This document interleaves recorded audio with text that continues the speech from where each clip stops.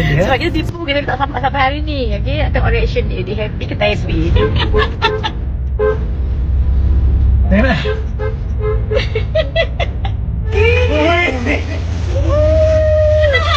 Gila. Happy tu. Oi. Abang kan delay apa?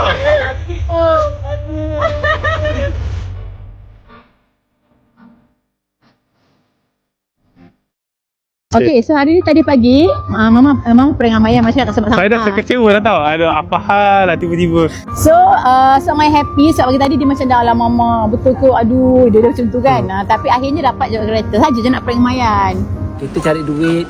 Apa yang abang buat ni untuk anak-anak abang. Abang dengan mama cakap Sebenarnya ada rezeki anak-anak kat sini juga. Jadi kita harap maksudnya Amaya pun Khadijah Baim pun Raja tolong Mama niaga kan. Nanti masing-masing ada juga masing-masing ada punya orang kata apa manis dia nanti.